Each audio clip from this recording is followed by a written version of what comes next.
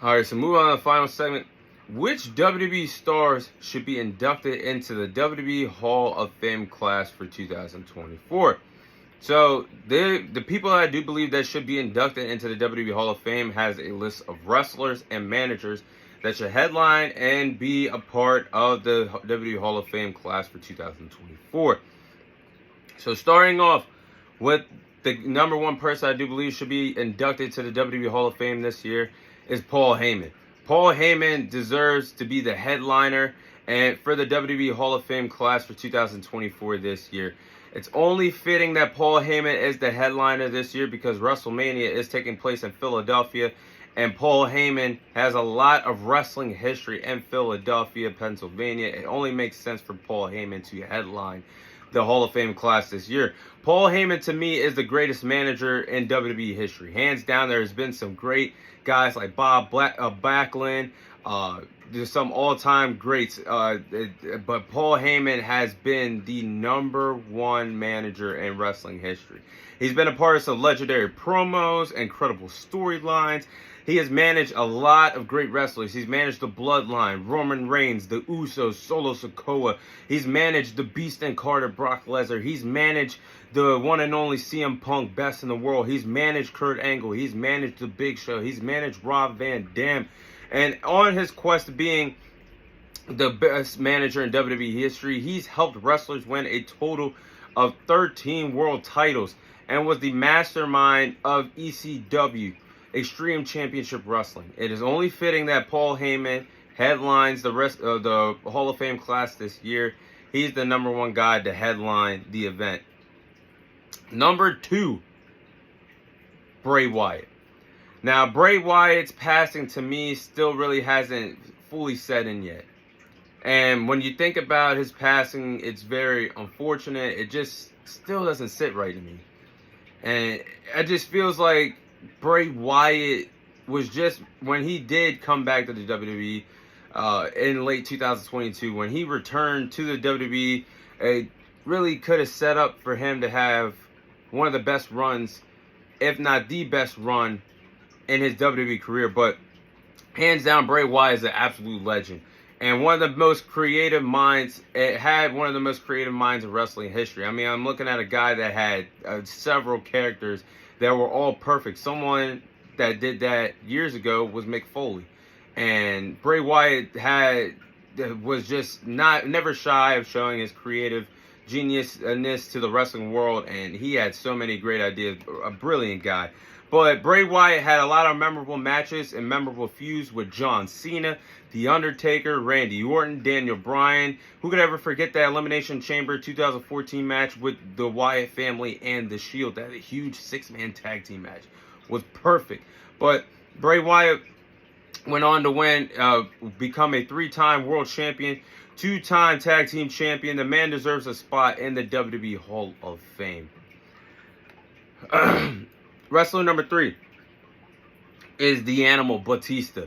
Batista was one of the biggest stars in the Attitude Era. The Ruthless Aggression Era, excuse me.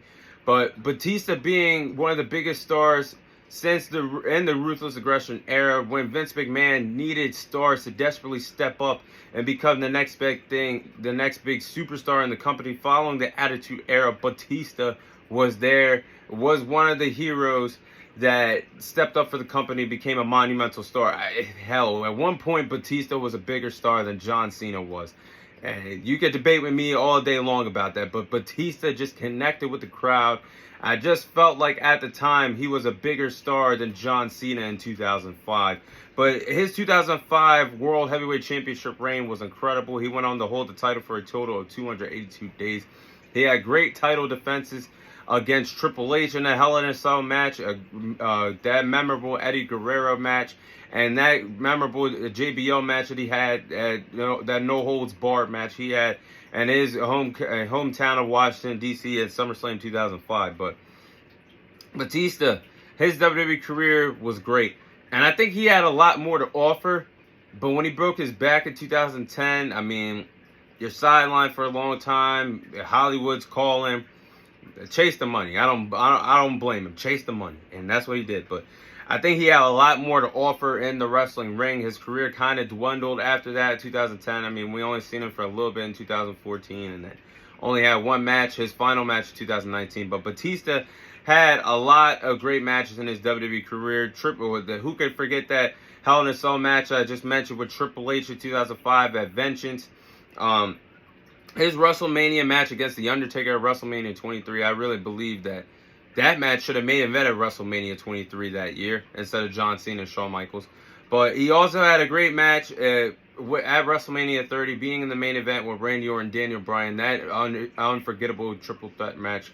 But Batista finished his career as a 6-time world champion, 4-time tag team champion, 2-time Royal Rumble winner. And he deserves his spot in the WWE Hall of Fame. It's actually well overdue. But wrestler number 4 is Victoria. I do believe that Victoria deserves a spot in the WWE Hall of Fame. She was a trailblazer for the women's division in WWE. Well, really at the time, the Divas division. That's what Vince McMahon called it before the Women's Revolution. But Victoria had some great matches with Lita, Trish Stratus, Stacy Keibler, and Jacqueline in her WWE run. And she was truly one of the most iconic women in the women's division at the time, when women's wrestling really wasn't that important. But Victoria went on to become a 2-time women's world champion, was one of the best wrestlers in the Divas era. I do believe that Victoria deserves a spot in the WWE Hall of Fame as well. Another wrestler I could throw out off the top of my head that I do believe could be debatable to get in this year is Fit Finlay. Fit Finlay was an incredible guy, somebody that was a great heel for Friday Night SmackDown for 2006 all the way up to 2008. I think Fit Finlay was a wrestling icon as well. He could be a name that could also be a part of the WWE Hall of Fame this year.